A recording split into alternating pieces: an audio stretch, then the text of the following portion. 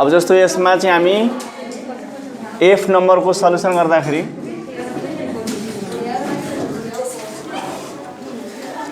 यसमा नै हामी एलएचएस लिन्छौँ। बोर्डमा ध्यान दिऊ है। एलएचएस के छ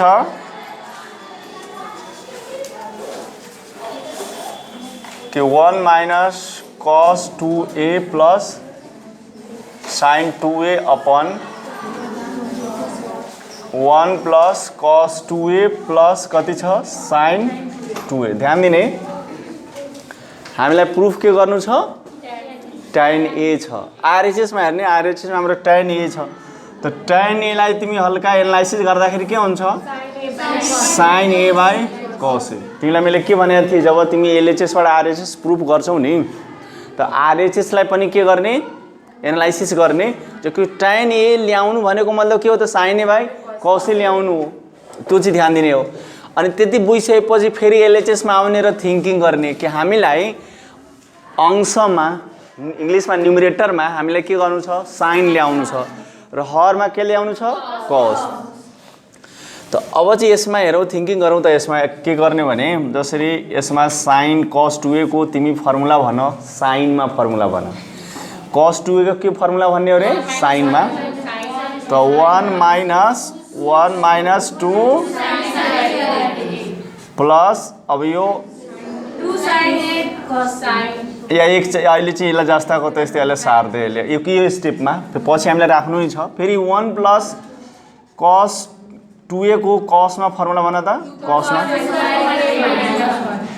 2 cos a square a minus 1 plus sin 2a। अब ब्रैकेट ओपन गरिरहेको छु है ध्यान दिने। त कति हुन्छ 1 माइनसले माइनस मल्टिप्लाई गर्यो है त के हुन्छ plus 2 sin a square a plus sin 2a भइहाल्यो। त्यस्तै गरी यहाँ 1 plus 2 cos a square a प्लसले माइनसलाई मल्टिप्लाई गरेको के हुन्छ माइनस 1 हुन्छ। अनि यहाँ sin 2a। ठीक छ यहाँसम्म ठीक छ। के गरेको मैले cos 2a को फर्मुला राखेको 1 minus 2 sin a square a cos 2a को फर्मुला यहाँ राखेको छ 2 cos a square a minus 1। किन मैले cos 2a बराबर यो फर्मुला युज गरेको छु भन्ने हामी यहाँ ध्यान दिने। यहाँ tan a बराबर sin a by cos a हामीलाई अंशमा के चाहिन्छ sin a। त्यसैले cos 2a बराबर sin a को फर्मुला राखेको हो यो। अब तिमी माइनसले मल्टिप्लाई गर्यो प्लस बनाइदियो यो प्लसले या माइनस मल्टिप्लाई गर्यो माइनसले हुन्छ। अब यसमा हेर त के क्याल्कुलेसनमा हेर त के भइरहेको छ यो माइनस 1 र प्लस 1 के भयो काटिरहेको छ। यहाँ प्लस 1 र माइनस 1 के भयो काटिरहेको छ। त्यसैले अर्को पनि कुरा के तिमीहरू थिंकिङ गर्ने कि cos 2a बराबर अन्य फर्मुला राख्यो। जस्तो सोचे कि सर cos 2a बराबर हामी यो फर्मुला यदि तिमीले 2 cos a square a minus 1 राख्यो भने नि यहाँ त तिमी यहाँ यो यसरी 1 काट्दै बहुत हैन समस्या हुन्छ। किनभने हामी त्यहाँ पुग्नै सक्दैनौँ मतलब जहाँ पुग्नु पर्ने भनेको के रे tan a हामीलाई ल्याउनु पर्ने tan a ल्याउनु भनेको के हो रे sin a by cos a ल्याउनु पर्ने त्यहाँ हामी जाँदैनौँ अन्य ठाउँमा गइहाल्छौँ। ठीक छ त त्यसैले यो कुराहरू ध्यान दिनुपर्ने हुन्छ यही कुरामा। अब चाहिँ तिमी देख यहाँ 2 sin a square a plus sin 2a छ। त तिमी यसलाई एक स्टेप अझ मैले बढाइदियो हुन त यही तिमी यसलाई फर्मुला राखेको भए इजी हुन्थ्यो हैन तर स्टेप बढिहाल्यो। ल होस् ल यसलाई के गर्ने 2 sin a square a plus अब यो फर्मुला यहाँ राख्देऊ त्यहाँ एक स्टेप यसलाई डस्टर छ देऊ त। यसलाई चाहिँ तिमी के गर्ने नि सबभन्दा बेटर चाहिँ के गर्ने यही फर्मुला यसको युज गरिदिने है। sin 2a को फर्मुला के हुन्छ रे 2 sin a into cos a। त्यस्तै गरी यहाँ sin 2 को फर्मुला के हुन्छ sin a into cos a। अब यसमा चाहिँ जब यो क्यान्सल भयो यो क्यान्सल भइसकेपछि बाँकी के बस्यो त्यतातिर ध्यान दिने। अब बाँकी टर्म भनेको दुईटा टर्म छ यो र यो छ। यसमा दुईटैमा कमन आइरहेको छ। कमन कति आइरहेको छ हेर त 2 sin a। तिमी यसबाट 2 sin a कमन लिइसकेपछि यहाँ कति बाँकी बस्छ sin a बाँकी बस्छ। यहाँ तिमी 2 sin a लिइसकेपछि यहाँ कति बाँकी बस्छ cos a। क्लियर छ।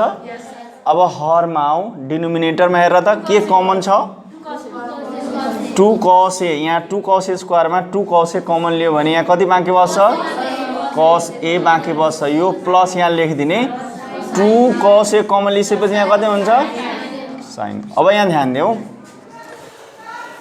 साइन ए प्लस कस ए है, कस ए प्लस साइन ए, यो दुईटैमा के भिन्नता छ, के डिफरेन्सेस छ? केही छैन नि। यहाँ नै ए प्लस बी भन्नु या बी प्लस ए भन्नु, कम्युटेटिभ ल हुन्छ नि, इक्वल हो।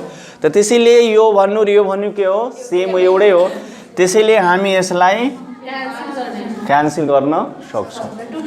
अब पनि के गर्ने यहाँ, अब हेर त साइन बाई कस हामीले सोचेको कुरा आयो क्या, हेर त्यहाँ साइन बाई कस हामीले सोचेका थियौँ। त साइन बाई कस भनेको के हो त, tan ए, यो चाहिँ के आयो RHS भयो। अनि यहाँ hence LHS equals to RHS के भयो, प्रुभ भइहाल्यो है। यो ध्यान दिने हो प्रब्लम। अब कतिको क्लियर भएको भएन, अब तिमीहरू पहिला यसलाई कपी गर।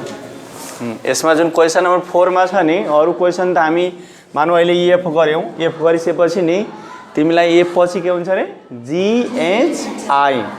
GHI गर्न सक्छौँ। आई गऱ्यो भने फेरि आई पछि आउने नम्बरहरू पनि गर्न सक्छौँ। अब यसमा हेरौँ है, यो आई नम्बरको सल्युसन हामी कसरी गरिरहेछौँ, यताबाट गरौँ न त यहीँबाट मैले सुरु गरिदिरहेको छु। हेर यसको सल्युसन, यसमा नि हामी LHSबाट सुरुवात गरौँ।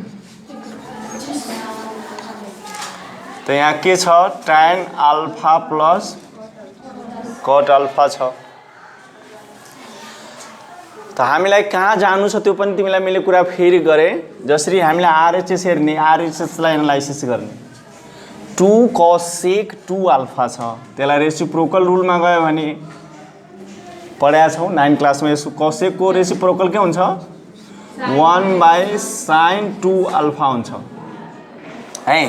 त यस्तो फर्ममा आउँछ नि, तिमी यस्तो बुझ, 1/2 sin अल्फा भनेको के हो, 2 sin alpha into cos alpha देख्ने, यो 2 क्यान्सल गरेको 1/sin alpha into cos alpha. अब यस्तोबाट हुन सक्ने भयो, हामीले यस्तो फर्मबाट यसरी यसरी बढ्दै हामीले जानुपर्ने हुन्छ। देख यसको एनालाइसिस RHS को यसरी हो। त्यसैले यस्तो सामान्य हिसाब भन्दा नि हामीले RHS मा एनालाइसिस नगरिकन है, यो RHS लाई एनालाइसिस नगरिकन हामी LHS लाई स्टार्ट गर्यो भने हामी बनाउन सक्दैनौँ। ट्रिमेट्रीको सबभन्दा त्यो हो विशेषता हो।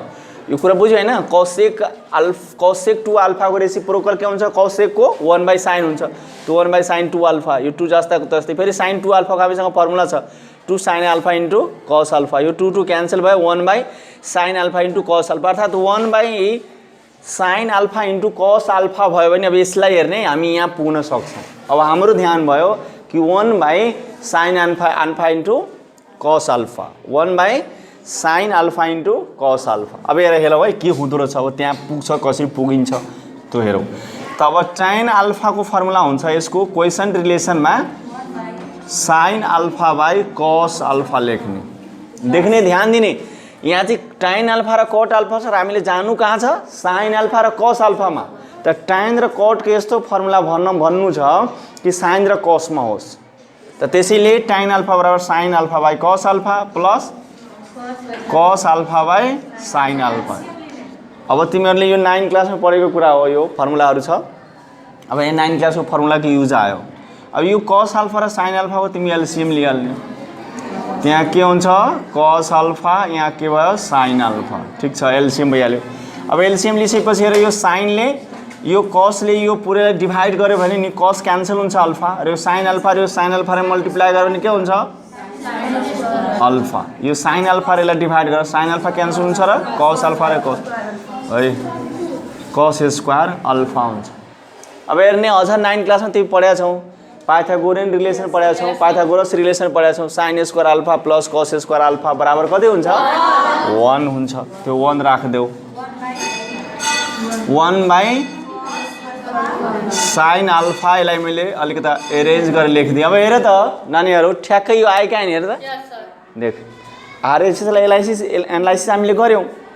आरएचएसलाई एनालाइसिस गर्दा यहाँ आइपुग्यो ठ्याक्कै हेरेर आएका हैन। अब यहाँबाट हामीले यसरी जान्नु छ मासतिर सेम यसरी यो सारा ट्याग प्रुफ भयो। सर 2 कहाँबाट लाग्यो त ऐसा त्यो आरएचएस जुन छ यतिसम्म गएर भइहाल्दैन दुवै त त्यो पनि गर्ने हो। अब यसलाई चाहिँ हामीले यसरी हामी मासतिर गर्न सक्छौँ या एलएचएस यति ल्याउने आरएचएस पनि यति ल्याउने प्रुफ भइहाल्छ। अब यसबाट हामीले अगाडि प्रोसेस जान्नु छ भने हामी के गर्छौँ यसलाई 2 ले यसको हर अंशमा मल्टिप्लाई गर्ने या 1 × 2 गर्ने अनि यसको डिनोमिनेटरमा यसको अंशमा र हरमा 2 ले मल्टिप्लाई गरेको हो। कुरा बुझ्यौ है। अब चाहिँ हेर्ने यसलाई मैले यता लेखिरहेको छु त यो 2 ले 1 लाई मल्टिप्लाई गर्यो भने के हुन्छ 2 नै भइहाल्छ हैन। या यसलाई तिमी यस्तो लेख्न सक्छौ। यहाँ हेर त यो 2 sin अल्फा * cos अल्फा को फर्मुला के हुन्छ sin 2 अल्फा हुन्छ। के हुन्छ रे sin 2 अल्फा हुन्छ। अब 1/sin 2 अल्फा को रेसिप्रोकल रिलेसन के हुन्छ cosec 2 अल्फा हुन्छ। यही के हो त आरएचएस हो। Hence LHS = RHS proved. Clear भयो हो। यसरी चाहिँ तिमीहरूले यसलाई आफैले यो एनालाइसिस गर्ने हो। पहिला त फर्मुला याद चाहियो 9 क्लासको पनि 10 क्लासको फर्मुला 9 क्लासको फर्मुला त्यसपछि टेक्निक तब चाहिँ तिमी के गर्न सक्छौ बनाउन सक्छौ अन्यथा बनाउन अप्ठ्यारो।